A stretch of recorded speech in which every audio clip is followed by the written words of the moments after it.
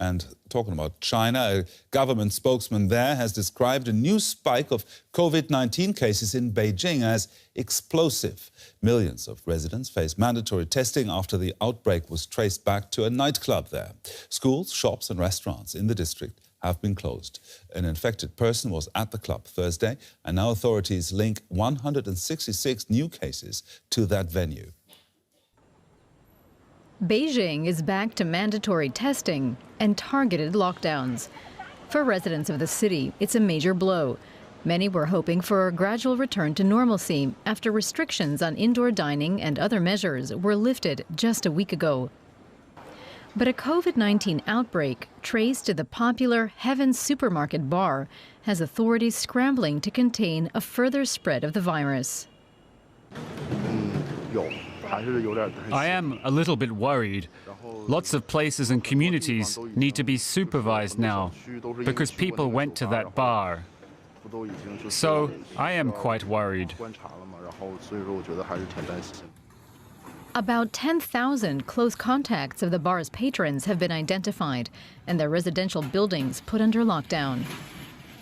The reemergence of infections highlights how hard it will be for China to succeed in its zero-COVID policy. This approach has come with considerable economic costs for China, while other countries shift to learning to live with the virus. Now, for a closer look at this, I'm now joined by DW correspondent Clifford Coonan, who's lived in and reported from China for many, many years. Clifford, I understand that you have actually been to this Heaven supermarket, which isn't a supermarket, it's a bar or a mixture of both. What kind of place is it? Well, it's a very trendy place in Sanlitun district, which is one of the sort of the nightclub areas of town.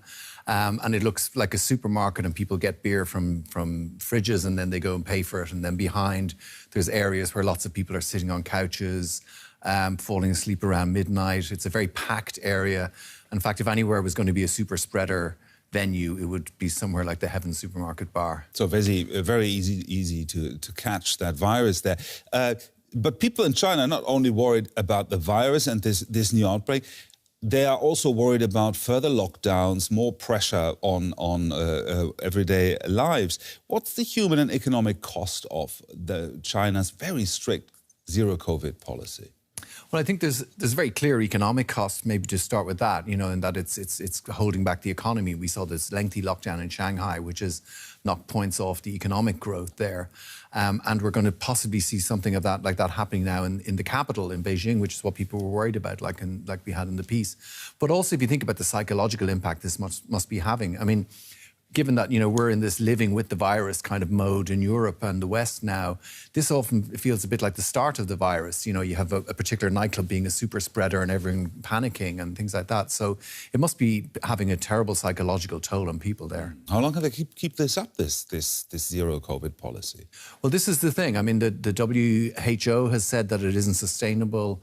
Everyone is saying it's not sustainable, but because it's got this very important political dimension to it, the government has to, you know, stand by it now, having introduced it, having said that its policies are better than the West policies. It's very difficult to start rolling it back, certainly in a very public kind of way. So if it doesn't work, what's the political cost then for the government?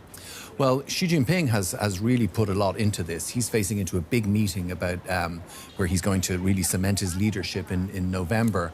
And this is going to be a big factor in that, I think. He really needs to show that this will be a success. I expect the Communist Party is hoping that things just ease off. I mean, we're still talking about a very small number of cases. And I expect that they're hoping that they will continue to dwindle so that ultimately by this important party congress in November that he will be able to present the world with a win. Our resident China watcher, Clifford Coonan. Thank you very much, Clifford.